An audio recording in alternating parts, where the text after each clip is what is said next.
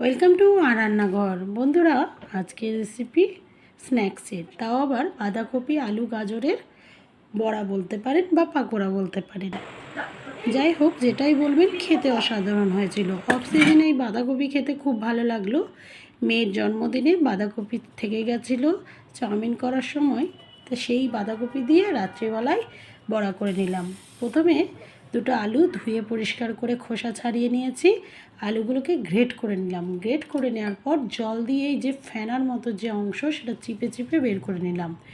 এটা করার কারণ, আলুটাকে চিপে নিতে হবে, তাহলে আর এই ফেনার মতো অংশটা বের করে দিলে বড়াটা একটু মুচমুচে হবে, না হলে নেতিয়ে যাবে।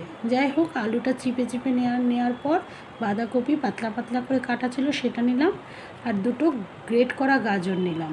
গাজরটা আমি গ্রেট করে নিয়েছি গ্রেটারে, পাতলা পাতলা করে কেটে নিলেও হবে।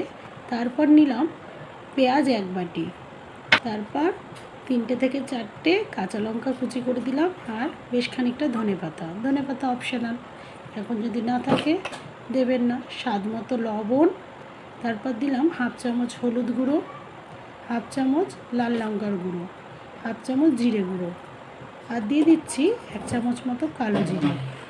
তারপর দেব 1/2 চামচ আদা বাটা এবং 1/2 চামচ রসুন বাটা। সব দিয়ে এবার ভালো করে আগে সবজিগুলোকে হাত দিয়ে মুচড়ে মুচড়ে মেখে নিতে হবে। একসঙ্গে বেসন দিয়ে মাখলে হবে না, আগে এটা মেখে নিলে সবজিগুলো একদম নরম হয়ে যাবে।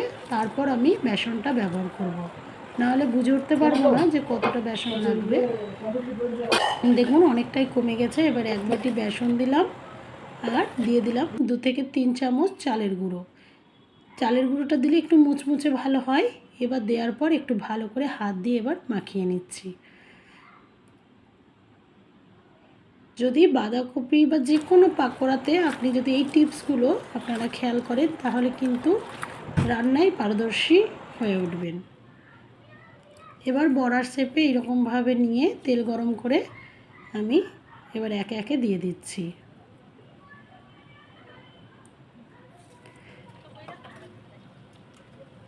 এবার দেওয়ার পর একটু লাল লাল করে শুধু ভেজে নিতে হবে। অনেক ভাজা তো দেখিয়েছি, ওই জন্য ভিডিও আর বেশি বড় করছি না, আপনারা জানেন। দেওয়ার পর এরকম লাল লাল করে উলট পালট করে একটু ভেজে নিতে হবে। এগুলো ভাজা হয়ে গেছে, এগুলো তুলে নিচ্ছি।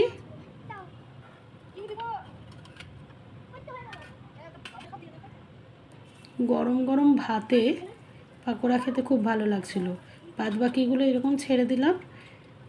সবগুলো তো ভাজা দেখাতে পাচ্ছি না, দেখুন এগুলোও হয়ে গেছে, এটা লাস্ট ছিল।